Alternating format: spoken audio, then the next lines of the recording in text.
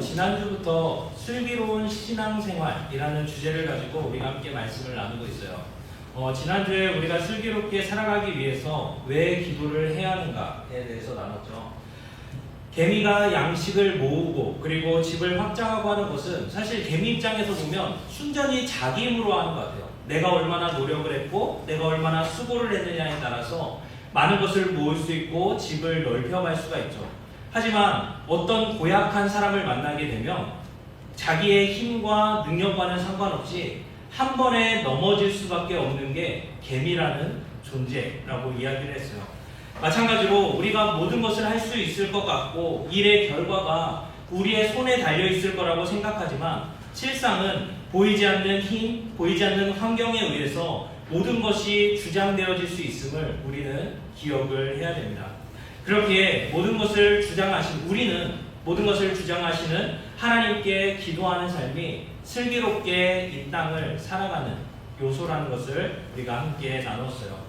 오늘은 이제 그 두 번째 시간으로 과학과 신앙에 대해서 함께 나눠보면 좋을 것 같아요. 일반적으로는 우리가 모든 것을 할 수 있고 모든 것이 우리의 손에 달려 있다라는 생각, 이 믿음을 주는 게 사실은 과학이에요. 내가 할 수 있다, 우리의 힘으로 가능하다라고 이런 생각과 주장들을 공고히 하는 게 과학이라는 영역이고, 아니 보이지 않는 힘, 보이지 않는 어떤 힘, 어떤 세계가 있다라는 것을 아는 것을 우리는 신앙이라고 구분할 수가 있어요. 오늘은 우리가 이 땅을 슬기롭게 살아가기 위해서 이 둘의 관계, 과학과 신앙에 있어서 우리는 어떤 자세로 살아가야 되는지 함께 나누는 시간이 되기를 소망합니다. 우리 친구들 중에서 이과 있어요? 이과. 과학 성적 좋아요? 좋아야죠. 저는 과학을 진짜 싫어했어요. 과학이 전 6학년 때부터 자연부터 싫어했거든요. 요즘에도 자연이 있나? 아무튼 그러면서 되게 나는 과학이랑은 안 맞아. 그래서 저는 과학과 되게 동떨어진 삶을 살았음에도 불구하고 그런 성적과는 상관없이 우리가 일상생활 안에서 과학과 밀접한 관계를 맺으면서 살아가고 있어요. 예를 들면 우리는 의자 하나를 사더라도 이런 것들이 들어가야 돼요. 인체공학적 설계, 내 허리를 편하게 하고 뭔가 인체공학적으로 나를 편하게 해주는 거. 뭐 마우스도 그렇고 우리 유성이 게임할 때 되게 중요하죠. 아니지, 클릭질만 빠르면 되잖아. 아닌가요? 아니야? 인체공학적에 아주 중요한 요소가 있어요. 그런 것처럼 우리의 삶에는 과학이랑 되게 멀리 떨어진 것 같지만 사실 실질적으로 과학이 우리의 삶에 되게 밀접하게 있는 거예요. 예를 들어서 그런 거죠. 어떤 광고 있잖아요. 침대는 가구가 아닙니다. 과학입니다. 이런 광고 카피가 있을 정도로 사실 우리가 과학이 주는 신뢰성에 상당히 많은 영향을 받고 있어요. TV 드라마에서도 이 부분은 사실 많이 나와요. 어떤 사실 판단이나 팩트에 있어서 그런 것들을 사실 판단을 제대로 하기 위해서 과학의 지위가 상당히 높아요. 예를 들면 막장 드라마에서 빠지지 않는 요소 하나가 뭘까요? 막장 드라마에서 빠지지 않는 요소. 네, 출생의 비밀. 출생의 비밀 하면 뭐예요? 거기에서도 뭐가 사용돼요? 출생의 비밀을 밝히기 위해서는 유전자 검사가 필요해요. 진짜 CSI처럼 이런 드라마가 아니더라도 실질적으로 우리가 범인을 검거하거나 이런 수사에 있어서 이런 과학적인 요소들은 우리에게 많은 영향을 미치고 있는 거죠. 이런 면에서 우리는 우리가 원하든 원하지 않든 입력이 돼요. 우리의 사고방식에. 그건 뭐냐면 과학은 모든 진실을 밝힐 수 있는 마스터키와 같다라는 사고가 은연중에 우리는 주입되게 되는 거죠. 또한 우리는 실질적으로 과학이 주는 혜택을 누리면서 살아가고 있어요. 제가 어렸을 때 상상했던 게 있거든요. 그건 뭐냐면 집에 데스크탑 모니터 뒤에 이렇게 두꺼운 거 있잖아요. 그런 거에서 컴퓨터를 하면서 이게 시계 안에 컴퓨터가 들어가면 얼마나 좋을까?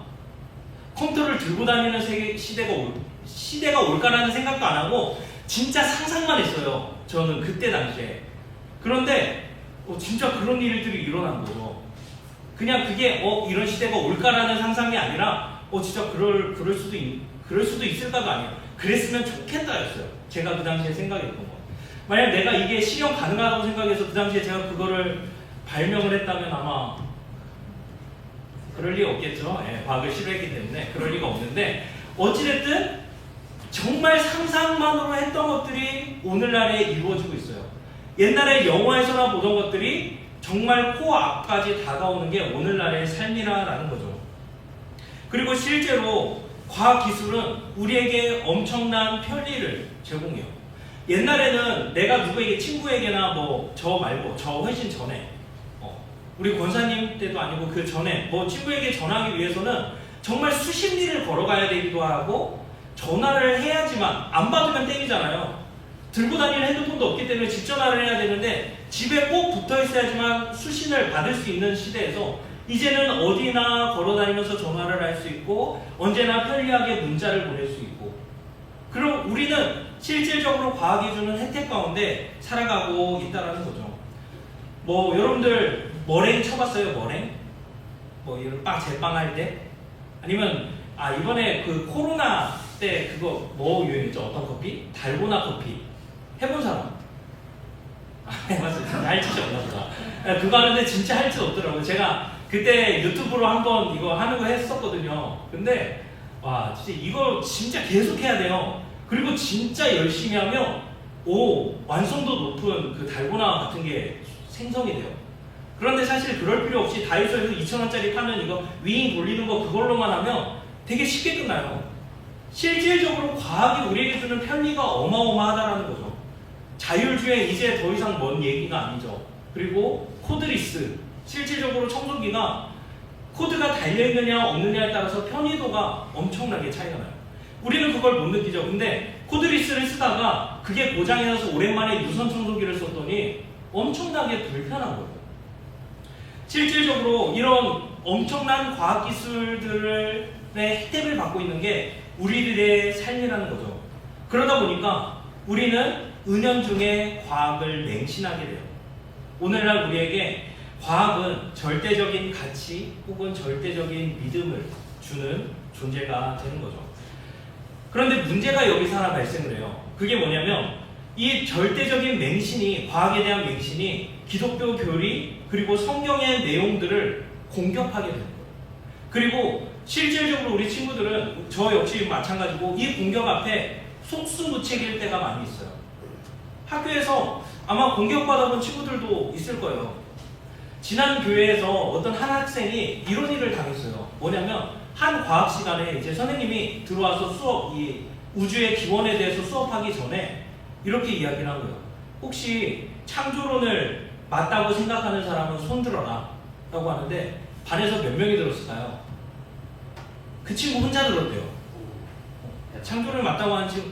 왜냐면 솔직히 막 드러내는 거 싫으니까 뭐 창조론을 맞다고 생각해도 안 할 수 있죠. 어찌됐든 그 친구 혼자 들었는데 그 선생님이 하는 말이 뭐냐면, 지금 내가 너희한테 지금 수업하려는 건 신앙 수업이 아니라 과학 수업이기 때문에 너가 좀 거슬리더라도 참고 들어줬으면 좋겠다라고 양해를 구했대요. 근데 이게 양해를 구한 건지 쪽을 준 건지 저는 좀 모르겠더라고요, 사실. 좀 그렇더라고요. 어떤 사람들은 창조론이라고 표현하는 것 자체를 싫어해요. 왜냐하면 아니 과학적이지도 않는데 이게 무슨 이론이냐, 그냥 창조설이라고 말하는 게 맞지 않냐 라고 비아냥거리는 사람들도 있어요. 사람들은 빅뱅 이론이나 진화론이 창조론보다 더 과학적이라고 생각을 해요. 그런데 사실 이 과학적이라는 말에는 어폐가 있어요. 과학은 우주와 생명의 과정에 대해서는 밝힐 수 있어요. 하지만 그 기원에 대해서는 밝힐 수가 없어요. 무슨 말이냐면 좀 더 추가로 얘기해서 과학의 한계에 대해서 우리가 좀 생각해 볼 필요가 있어요.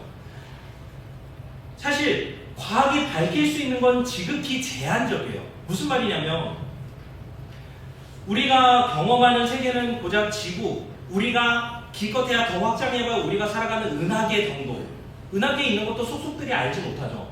그런데 이 세상에는 1천억 개의 별과 1천억 개의 은하들이 존재한다고 해요. 우주는 계속 팽창한다고 말을 해요.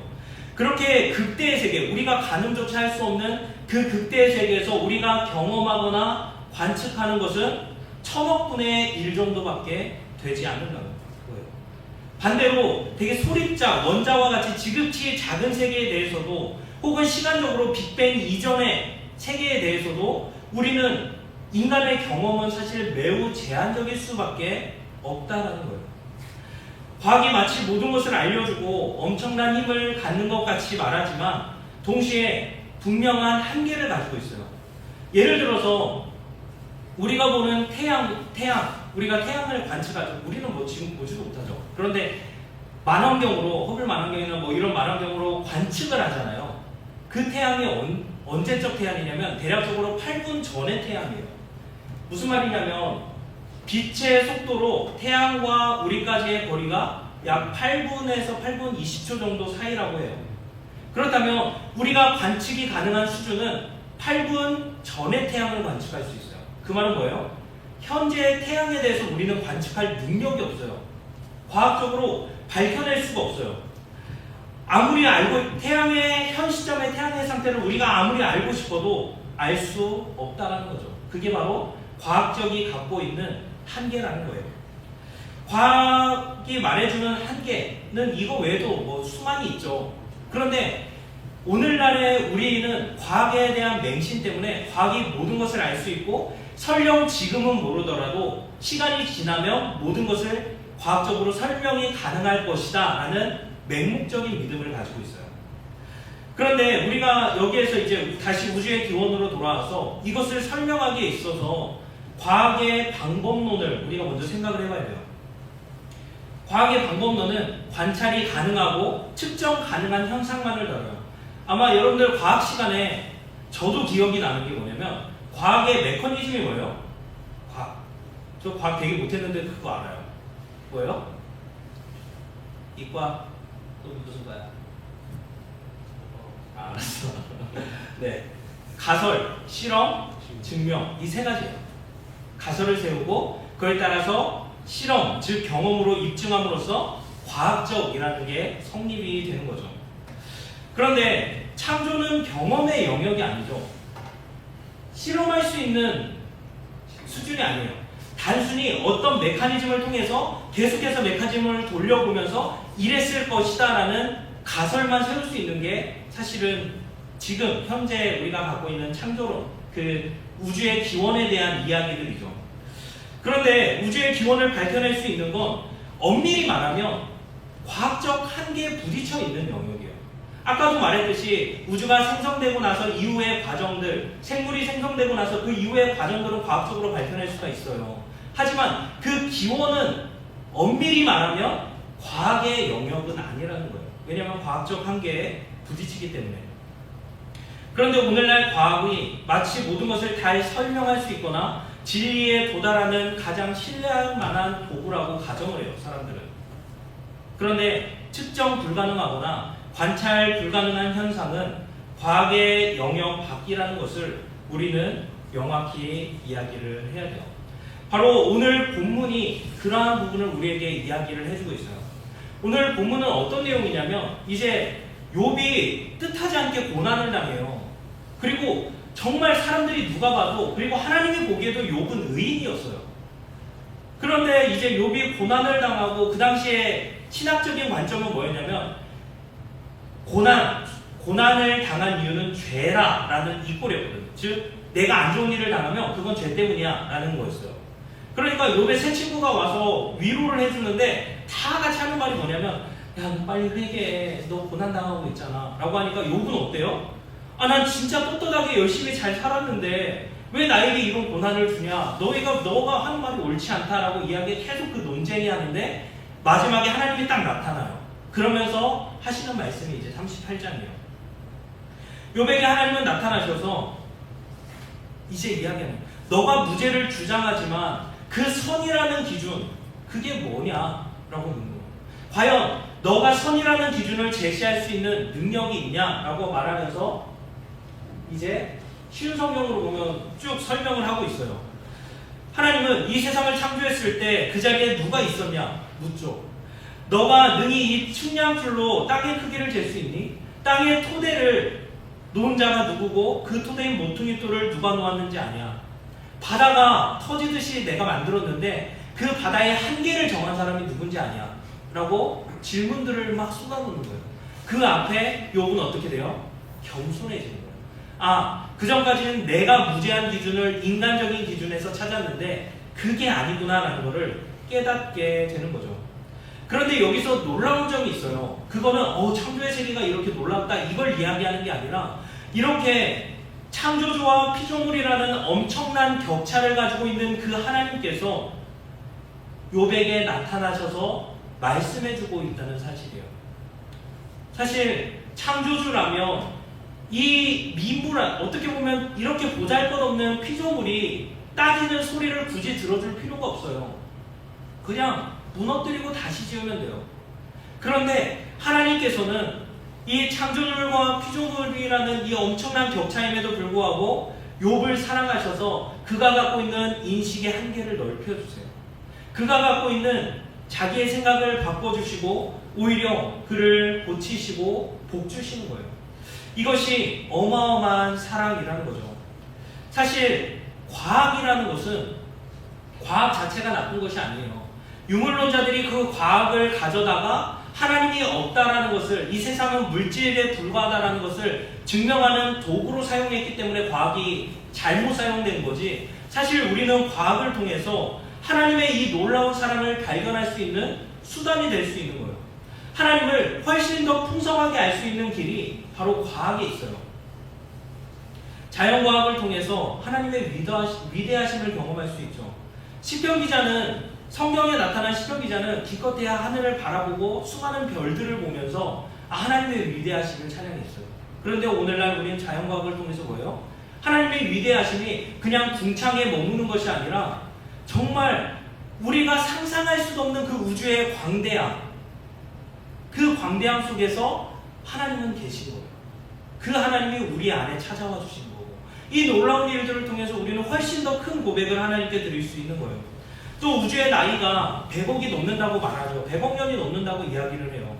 그 기간 동안 하나님의 오래 참으심에 대해서 우리는 묵상할 수 있어요. 하나님이 우리를 사랑하셔서 얼마나 참으시는가. 우리의 인내심의 한계는 어느 정도 돼요? 며칠까지 굶을 수 있어요? 3일. 3일만 굶어봐도, 제가 기도할 때 기도원에 가서 3일 금식 하잖아요. 그러면 기도 잘 될 것 같아요. 우리 목사님 기도 잘 되시나요? 그냥 먹는 거. 마지막 날은 내가 죽 먹고 그 다음부터 음식 계획을 세워. 뭐 먹고 뭐 먹을 거다. 사실 그래서 3일 금식한 지도 사실 그래서 되게 오래됐어요. 어찌됐든 우리의 인내심에는 한계가 있어요. 그런데 하나님은 이 지구가 1000억 년이 될 때까지 우리를 용서하시고 봐주시고 우리가 돌이키시는 하나님의 그 놀라운 플랜을 세우고 계시는 거예요. 우리는 바로 이 과학을 통해서 하나님을 더 깊이 만날 수가 있는 거예요. 그런데 오늘날 과학은 잘못 사용되어지고 있어요. 이 세상의 악한 세력은 우리에게 하나님이 필요한 존재라는 사실, 하나님이 우리에게 정말 필요하다는 사실을 지우기 위해서 어떻게 보면 빅뱅 이론이라든지 진화론을 사용하는 거예요.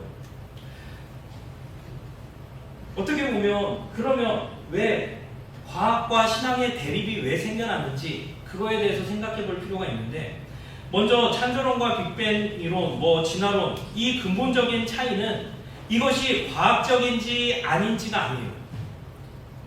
정말 얘기하고 싶으면 이건 유물론자들의 주장인데, 그건 뭐냐면 이 세상이 우연히 창조되었는가 아니면 하나님의 분명한 목적을 가지고 필연적으로 창조되었는가, 이 차이예요. 세상은 우연히 시작되었다고 말하죠. 우연한 폭발에 의해서 지구가 탄생했고 우연한 결과들을 통해서 진화되었다라고 말해요. 사실 이게 빅뱅 이론이 나타나고 진화론이 나타나서 이 이론이 생긴 게 아니라 훨씬 이전부터 누구였지? 갑자기 생각이, 쾌락주의 누구죠? 에피쿠로스 학파. 이때부터 사실 그거예요. 원자들의 약간 지금 말하는 원자랑은 좀 다른데, 아무튼 불규칙성을 통해서 뭔가 새로운 게 생겨나고, 어찌됐든 자연적으로 세상은 신이 없이도 돌아간다라고 생각을 했던 거예요. 그런데 그런 생각들을 과학적으로 증명해 준 게 뭐였냐면 바로 이제 진화론 같은 거죠. 그러니까 이제 그런 하나님 없이 우리는 잘 살 수 있다라고 주장하는 사람들이 이 과학적 이론을 가지고 왔고, 그거는 사람들에게 상당히 먹혔어요. 계몽주의나 이런 것들을 통해서 더 이상 과거의 미신적인 것들에서부터 벗어나서 우리는 우리의 힘과 우리의 능력으로, 우리의 이성으로 살아가자라는 이야기들이 먹히기 시작한 거죠. 그래서 모든 것은 우연이다 라고 말을 하는 거예요. 그런데 성경은 우리에게 말을 해요. 그건 뭐냐면 하나님은 분명한 목적을 가지고 이 세상을 창조하셨어요. 그래서 하나님의 영광을 위해 우리는 이 땅 가운데 지음받았고, 그렇게 우리의 삶에 일어나는 모든 일들은 우연이 아니라 필연, 그거를 성경적인 용어로 말하면 하나님의 섭리 아래 우리는 살아간다라고 말을 하는 거죠. 만약 우리가 이 섭리의 교리를 믿는다면, 하나님이 우리의 삶을 인도하시고 필연적인 거라는 것을 믿는다면 우리의 삶은 어떻게 달라질까요? 나에게 일어나는 일들에 대해서 지나치게 좌절하지 않아요. 물론 우리는 좌절할 수 있어요. 왜냐하면 우리는 현재를 살아가고 있기 때문에. 그런데 우리의 시각을 이 땅에서의 벗어나서 하나님을 향해 둔다면, 우리의 삶이 하나님의 섭리 아래 있다라는 믿음이 생기게 되면 그냥 오늘 일어난 일들에 의해서 기뻐하거나 슬퍼하거나, 일희일비라고 하죠. 한 번의 일에 의해서 기뻐하거나 한 번의 일에 의해서 슬퍼하게 되지 않는다는 거예요.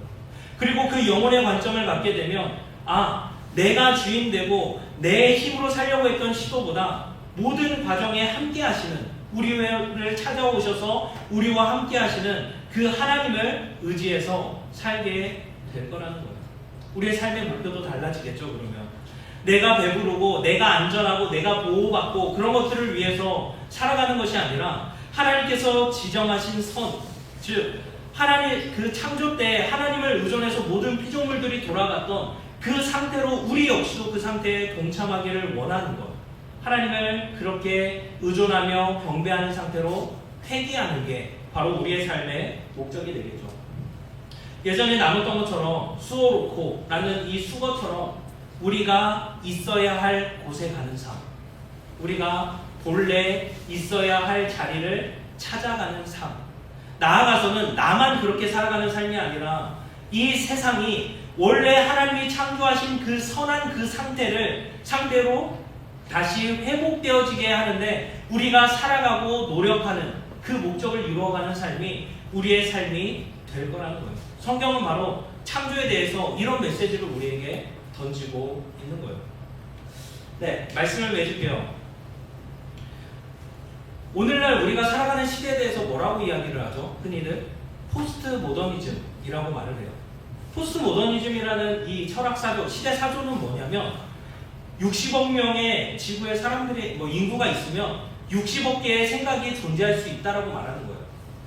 즉 나도 맞고 너도 맞고 우리도 맞아 라는 말이에요. 그런데 이상할이 많지 과학에 대해서만큼은 철벽 같은 신뢰를 가지고 있어요. 왜 그럴까요?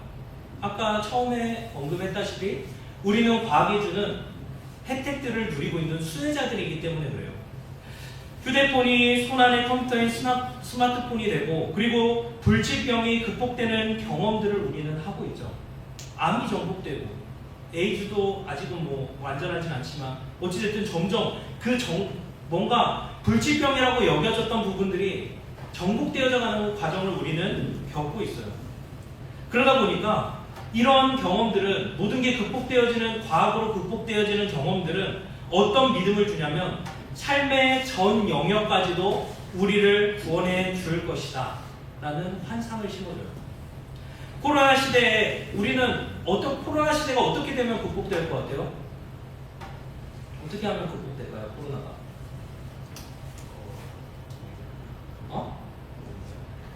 뭐라고? 붙지 말라고? 보이지 말라고? 붙지 말라는 줄 알고 얘가 이제 반항을 시작하는구나. 보통 보이지 않아야 된대요. 지금 빨리 가세요 집에. 보통 백신이 나오면 해결이 된다고 생각을 하죠. 그런데 그 백신에도 변수라는 게 결국엔 존재해요. 그러니까 얘기했듯이 그런 것들이 우리를 보호하고 안전하게 지켜주는 것 같지만 여전히 변수라는 것은 등장을 하고, 우리는 또 어쩔 수 없는 큰 힘 앞에 무력함을 또다시 경험하게 되는 거예요. 그렇게 이 땅에서 슬기롭게 살아가는 것은 이 세상의 창조주이시고 우리를 사랑하시는 그 하나님께 의존하여 살아가는 것, 그렇게 기도하면서 살아가는 것이 이 땅에서 슬기롭게 살아가는 거예요. 그리고 중요한 게 뭐냐면, 더 중요한 건 뭐냐면, 그렇다고 과학에 대해서 우리가 너무 무용론을 말하고자 하는 건 아니에요. 예전에는 그렇게 이분법적으로 생각했어요. 과학과 신앙 이렇게 동떨어뜨리고 진화론 그리고 창조론, 무조건 이 둘을 대립되는 관계로만 봤어요. 그런데 과학은 모든 것을 우리에게 알려주지는 않지만 사실 많은 것을 우리에게 알려줘요. 병을 치료하고 삶을 편리하게 하고 자연의 이치를 깨닫는 데 도움을 주죠. 그렇기에 과학이 잘 사용되어질 때 우리는 오히려 하나님을 더 영화롭게 섬길 수 있어요. 그런데 과학이 악용될 때 유물론자들에게 악용됐던 것처럼 그거는 신이 없다라는 증거로 마치 그걸 증명한 것처럼 잘못 사용될 수도 있죠. 하지만 우리는 이거에 대해서 이분법적으로 생각하지 말고 과학을 선용함으로써 하나님이 주신 이 자연 만물의 이치를 더 많이 깨닫고, 하지만 이게 절대화되는 것이 아니라 더 깊이 하나님을 묵상하고 더 많이 하나님을 섬길 수 있는 수단들로 사용한다면, 선용된다면 우리는 하나님에 대해서 더 많은 것을 알 수 있게 될 거예요. 바라기는 우리가 이 과학과 신앙이라는 이 주제를 갖고 함께 오늘 말씀을 나눴는데 제 설명이 부족했을 수 있어요. 제가 과학자는 아니다 보니까 그런 부분들에 대해서 저도 책을 통해서 접하게 되고 신뢰할 만한 저서들을 통해서 접하게 되지만 설명이 부족할 수는 있어요. 하지만 분명한 것은 오늘날 이 시대가 과학을 맹목적으로 믿고 있는 부분에 대해서 우리는 경계해야 돼요. 하지만 또한 반대로 이런 것도 있어요. 어떻게 보면 맹목적인 믿음을 강조하는 경향이 교회들에게 나타나기도 해요. 우리는 이 양극단에 치우치면 안 돼요. 우리는 과학의 힘과 한계에 대한 균형 있는 이해를 통해서 하나님을 더 깊이 이해하고 알아가고, 그리고 그 안에서 우리는 어떻게 하나님을 섬기며 나아가야 될지에 대해서 고민하면서 우리가 나아갔으면 좋겠어요.